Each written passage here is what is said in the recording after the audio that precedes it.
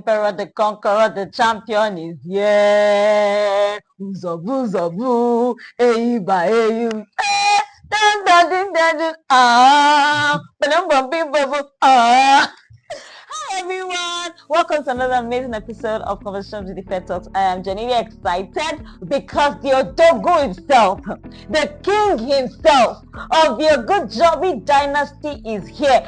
Give it up, make way for Baba today, Ogunjobi.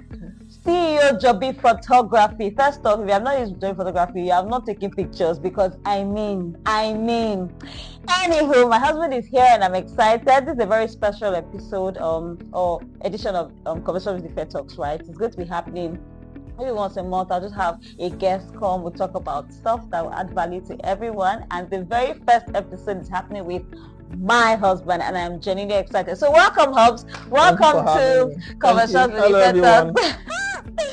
Trust me, this is a lot because he hates anything that has to do with camera, light, action. This is out of his comfort zone, but I'm excited that we're doing this anyway.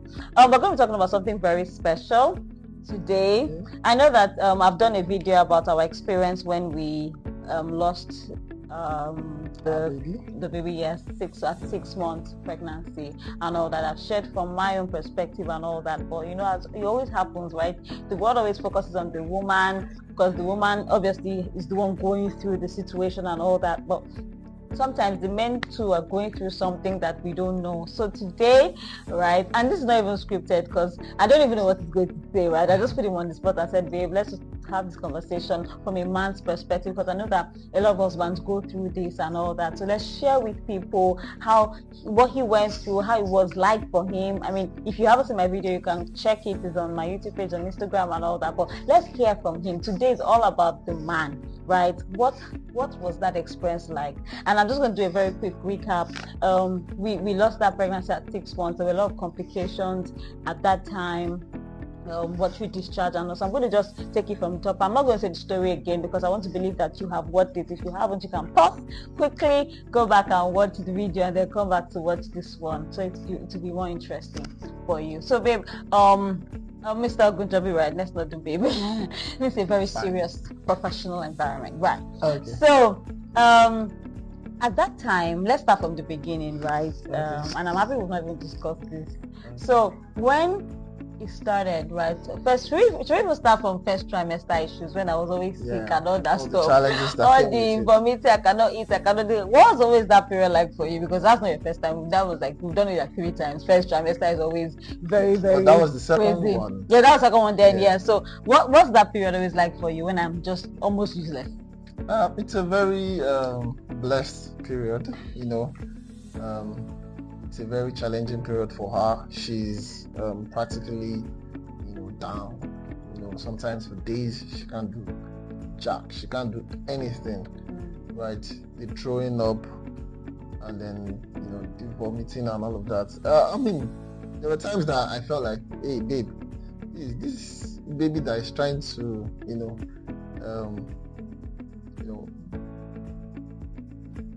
what's the word now? Forming you. Please don't vomit it out.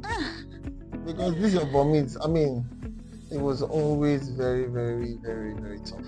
Very, very tough, I must say. She'll be in the toilet for hours, you know, vomiting. Sometimes it's just, you know, greenish saliva. Yes. It was a very, very interesting one. Awesome. Okay, so that's just the start. So now let's go to the second pregnancy and the time when I said to have watery discharge. I know that I came to you one time and I said that, oh babe, I woke up and there was a lot of water, you know, coming out from me and everything. And at that time, were you feeling some type of way? Was anything going through your mind then? I mean, we've never seen something like that before. So what was happening? I know you used to do a lot of research and stuff. So what were those things that you used to do? What was that first phase? You know, then we didn't know, doctor hadn't said anything. It was just me coming and say, oh, what you discharge and all that before we said to go to the hospital. But before then, let's just talk, what was that first like, that what you discharge? So I think for me it was, okay, so what is going on? It was a phase where I had to, you know, so what's this all about? It was first the shock of hearing that you're having watery discharge at this stage. So it was pretty early in the pregnancy, and I was taken aback because our first pregnancy was pretty smooth after the first trimester.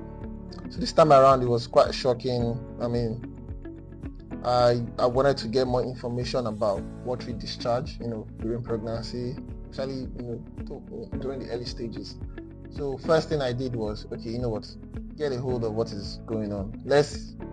Let me Google, let me make some research, let me try and understand what it was we were experiencing. And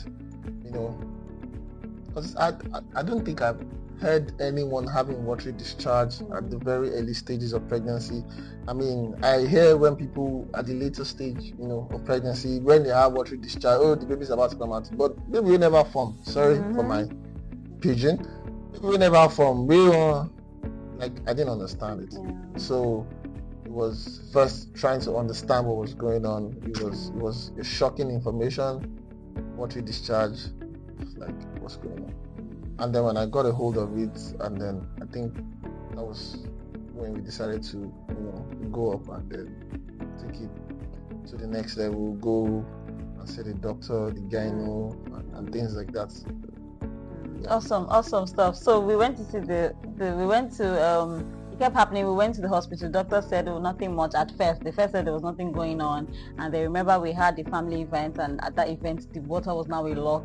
Then we went to another hospital to do another check, and then the guy that did the scan said that, it looks like the water in your stomach is a lot. I think if I can recount very well, the first scan we did, where we noticed, right?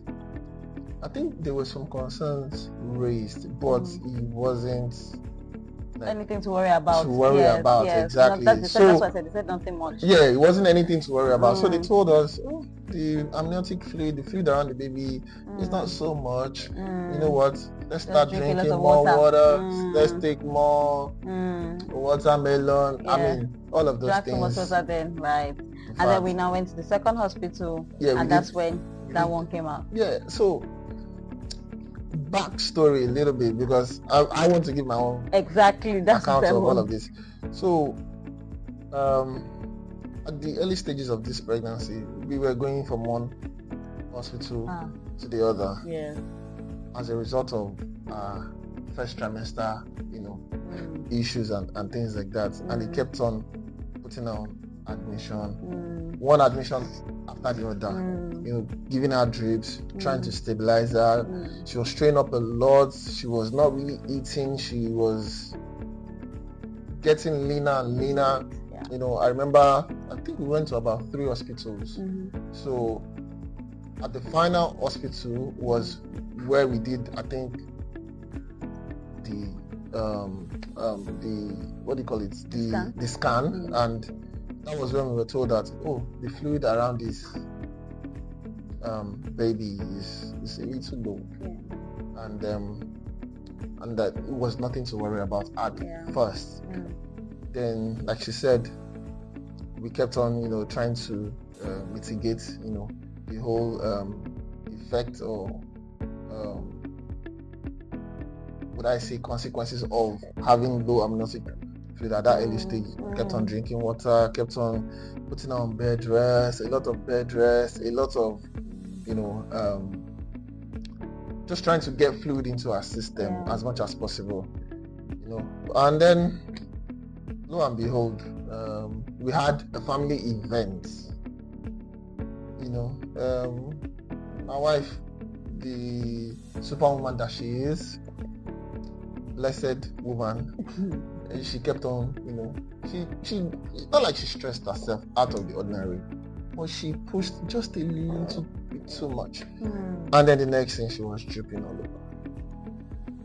And then this time around, it was a lot. The water discharge was a lot. So we decided to go to the hospital. And then I think it was from then on. Yeah, so when we got there, they were like that the water in surrounding the baby is just too little. I need to go and quickly see a gynae. So it was from nothing to worry about to now. No, there's an issue. Let's escalate this. Let's go and see a gynae. Unfortunately, the gynae in the hospital wasn't around, so we had to go back to our hospital where we're doing the normal antenatal. And then when we got there, so I'd like to say about this part, but when we got there, I didn't see my own gynae. He was on duty that day, so we saw another gynae. And then the man, A lot younger gynae. yeah, the guy just came out straight and said, "You have to remove this baby. This baby cannot make it. Before this baby dies, better you just remove the baby." The guy just said it as in no emotional intelligence, no empathy, nothing. He just came out whole hard. Like I was in shock. I wasn't ready for that information. In the most, as in he was not even nice about it. He said you have to remove this child. This child is going to die. So the way he said it was like, you know what? I'm not gonna lie to you. Like yeah. You guys have to get rid of this baby. So babe, how were you feeling? Immediately the man said it, I said, no, I'm not going to miss baby. I'm not going to miss baby. But when I went outside to the car, I was crying. I called my elder sister. I was crying. Oh yeah, so how was that for you at that time? So prior to that time, I'd been doing, it was almost like an everyday research for me. So I'd been doing a lot of research, and then I was kind of like trying to get more information as to this whole situation I found myself in. So when the gynae told us that, look, guys, this is a serious situation, especially after that second discharge, that was a lot. And then he broke the news to us that, look, the chances of survival is very, very, very tiny. And if it happens that the baby survives, or you are able to get to full time and things like that, it will come with a lot of complications and things like that. So you know what? Let's get rid of this baby. Let's terminate this baby. I mean, we did a lot of scanning, a lot of life detection. There was still life. There was still all of that. So at that point in time, when he broke the news to us, it wasn't the best of news to take in. I was like, oh, this is not good, right? To be honest, I was really after my wife's safety, because I know that what God gives, it doesn't come with any sorrow, right? And I and my wife, stepped out to catch our breath, to sort of process the whole information. And then as we were stepping out, my wife was broken. She started crying. I couldn't even do a lot at that time. I was just trying to console her, because at that point in time, I mean, she was the one crying the baby. So there was really no much that I had to worry about myself. I had to put her first. So she was crying a lot. I mean, and then at some point she needed to call her sister abroad, and then her sister, sort of. We started crying together. In fact, that one made it worse. Started crying together. So I had to be consoling her and the one, on the other end of the phone. So it was quite painful. At that point in time, it was really painful. But we decided to, let's go back. Let's ask for what the next, step of actions would be. And you know what? We stood, I think, maybe like a 1% chance, and we wanted to just hold on to that, trusting God that, we're gonna go through this. At the later stage, I found out that it was sort of like a denial stage for her, because she wouldn't accept, what the doctor's reports were. But, like I said, what God gives, He also has the power to take. But at that point in time, it was more from an understanding angle that if He's going to give us a baby, He wasn't going to come with all of this.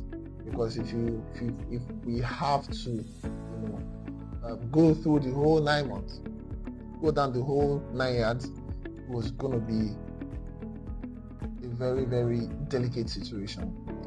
So, I mean, we wanted to go with our own accord. I mean, God understands why it happened, but we just, at that point in time, we held on to that 1%, and then we said, you know what, let's go. But in your mind, did you give up? In your mind, you felt like you and my sister, you were having some conversations in your mind. What was happening if we were discussing? So what was going on there? At that point in time, for me, I wanted to have a situation whereby let's mitigate things, right? Because it was, I think at that point we were still around maybe 20 weeks or 22 weeks, thereabouts. We were not up to 24 weeks then. So for me, it was, you know what, if the doctors are saying we should do this as a result of this,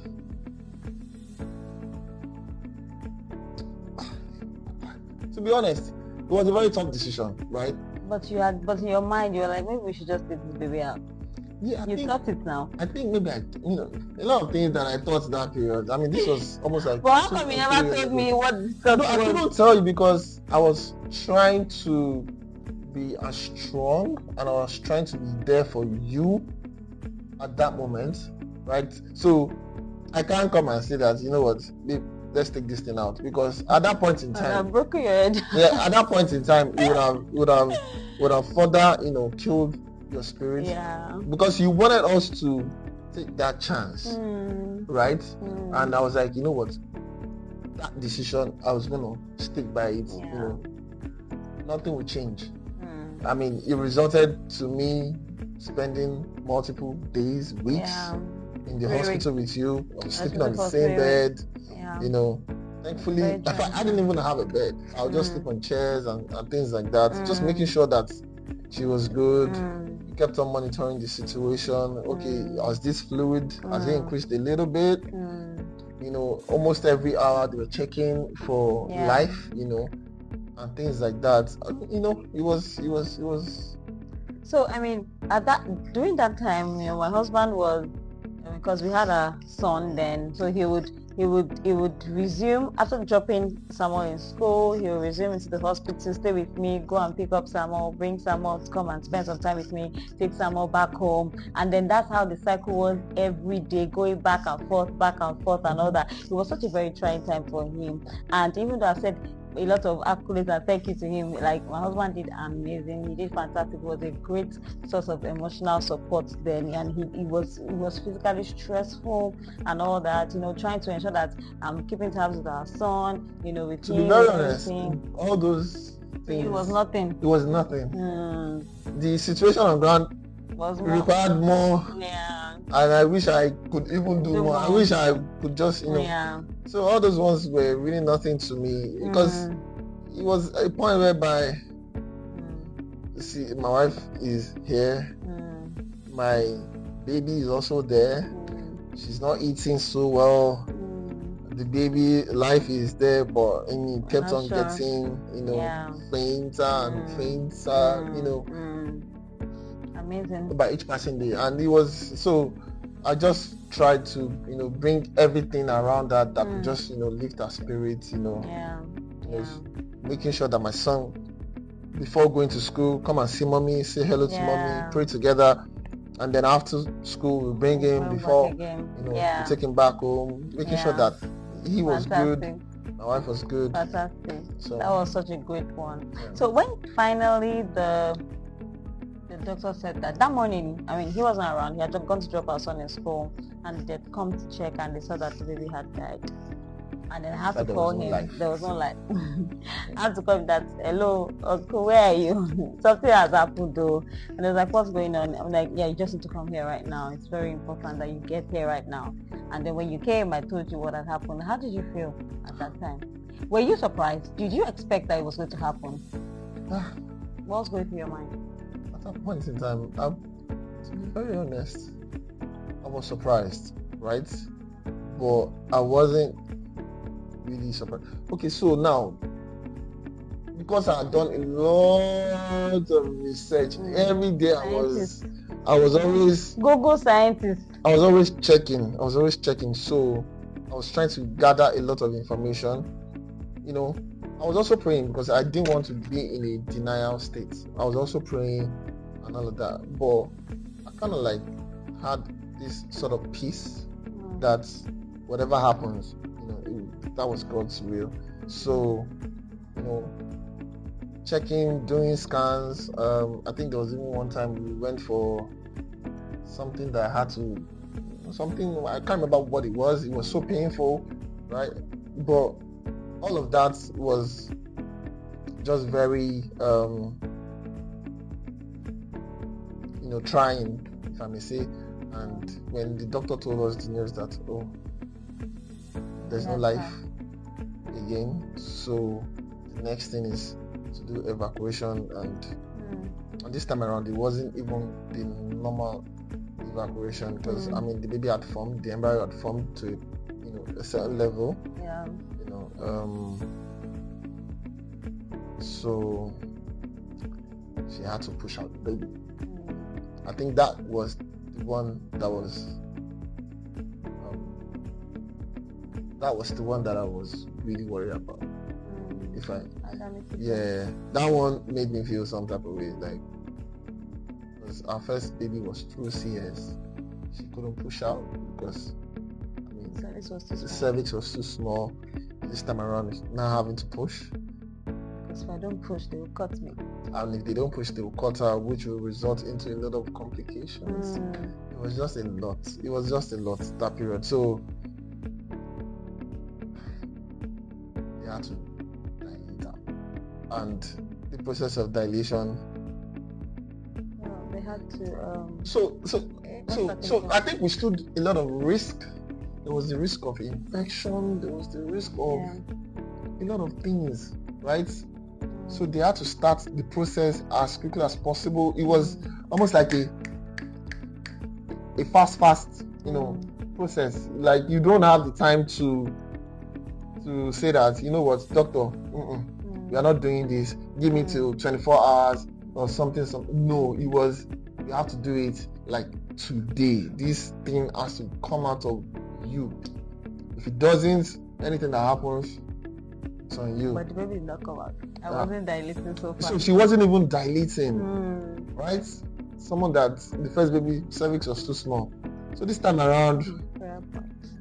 The prayer point now changed from, okay, the baby is normal. Yeah. Now, God, please help this woman open her cervix. Yes, let this baby come out.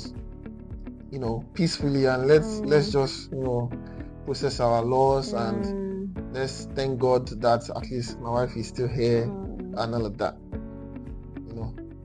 And then this became a very challenging process again. In fact, this was one challenge to another challenge to another challenge.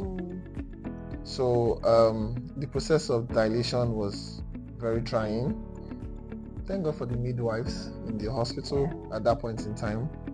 I think they had to resort into some sort of unorthodox, method, to help her to come to that point where she can actually push. And the process of contraction at this period, because there was still contraction. God damn it! Imagine contracting so painfully. The thought process of knowing that you are contracting with a baby that is no more, and it was just she was in pain. She would be wrenching her body, doing everything just because she was feeling a bit of contraction here and there.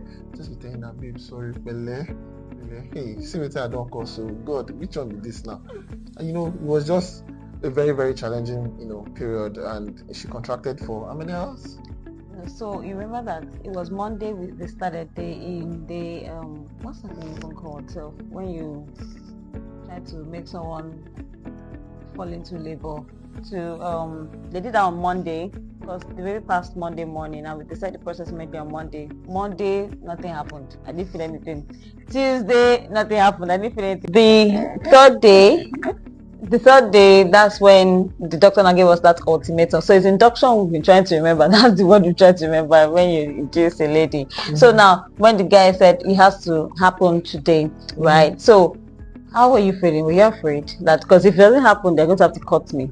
Yeah, I was afraid, because then I mean, we had a history of CS. Yeah. So I was really afraid that they're going to cut my wife again and bring out a lifeless baby, or she would have to, push and everything. I mean, we had a lot of, great support from the nurses in the hospital at that time. So they kept on advising us, you know what?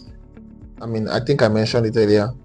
Let's go the unorthodox way of trying to induce her and everything, and then it worked, and then the contraction increased. Yeah. And I think at the point where the baby was going to come out, the baby was going to come out, around. I was not around. You had to go and do something, take a bath or something. I think because it was a whole you had slept over. You had slept over the night before, and I had to get a change of clothing, and without permission, she said I could go home, and quickly change, so as to prepare myself for the long journey. Yeah. And lo and behold, it hadn't been 30 minutes of me going home, and then I got a call that the baby has come out and everything. And then even with that, there was still a lot of process that they had to do on her. It was yeah. It wasn't nice. And then you know that you had to go and bury the body. How did that feel? That part was trying. Everything was very trying for me,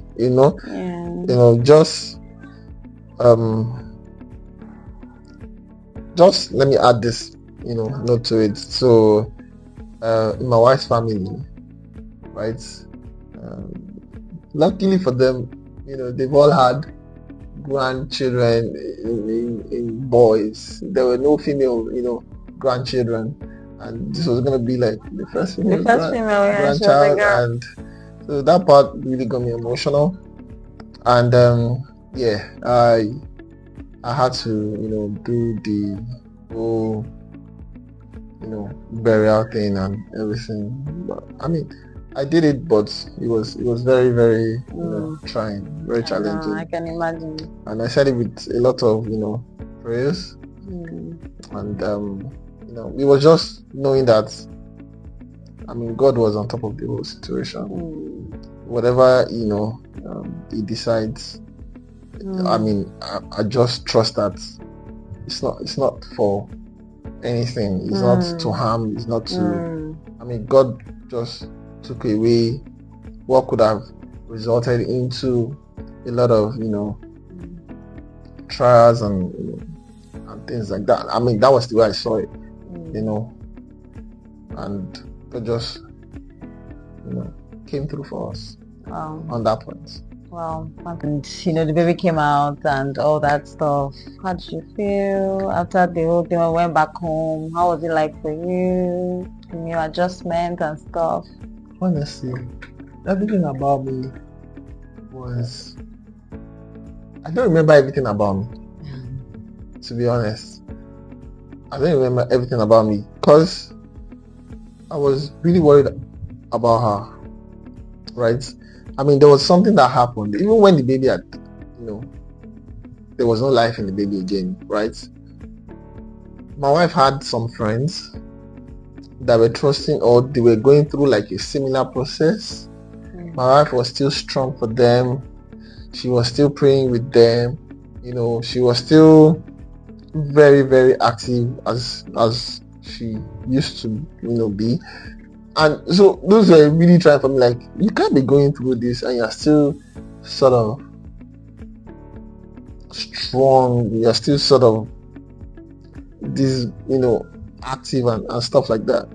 So that was for me, like, let me just prepare myself to help this woman, because if there was nothing, this was one singular incident that really broke you, from the process of knowing that this was the whole situation on ground, and it really broke you. So for me, I just wanted to be there as much as possible. So when we got home, I was just really concerned about you, like Are you good? Are you in a great space? What can I do to help you? So I was really not about myself, and just making sure that you're back to normal, making sure that everything was good, everything was intact. Let's do our, checkup, as often as we can, and Fantastic. and yeah, just making sure that you were good. For me. Okay. So in conclusion, now that you have your baby girl, again, God. By the way, God gave us. God, yes, God has baby. now given us a girl who's now about 8 months old. So how do you now feel? How do I feel now? I feel good. I feel great. I feel that we all have our stories. God gave us a story, right? And just looking back, just grateful, full of gratitude, thankful, and full of gratitude. Awesome. Thank full God. Of gratitude, and I'm happy that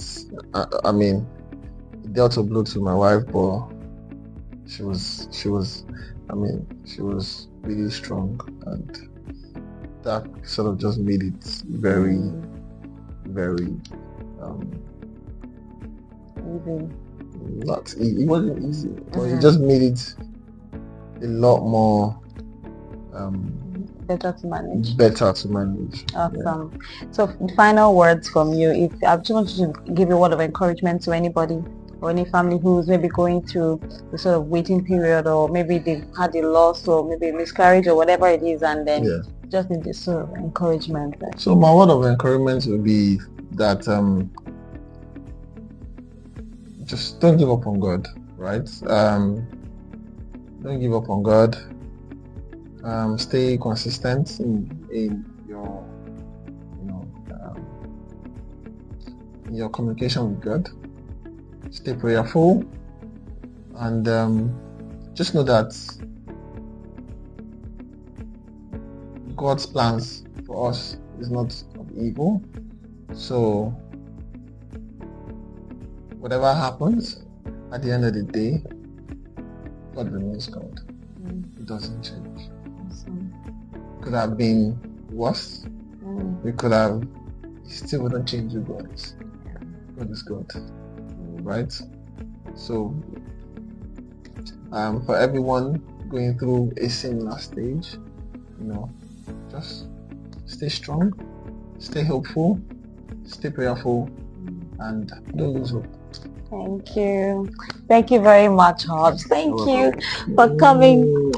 Thank you for being a part of the first podcast. This was such a very beautiful, emotional, and lovely session. I just wanted my husband to be part of it so that he can share from his own view how it was like from a man's perspective, not just me, the woman, every time and all that. And we're just encouraged, like he has said, just trust God, remain hopeful. I hope this has helped someone. I hope this blesses you. If you know anybody who needs to be encouraged at a time like this, please share with them. And of course, remember to comment, like, subscribe, tell everyone. Conversations with the Fed Talk. We are here, we are back, and I cannot wait for the next episode. Who my next guest will be, I don't know, but it will be someone that would obviously come and add value and impact to our lives again. Till I see you next time. Bye everyone. Thank you, husband. Bye guys.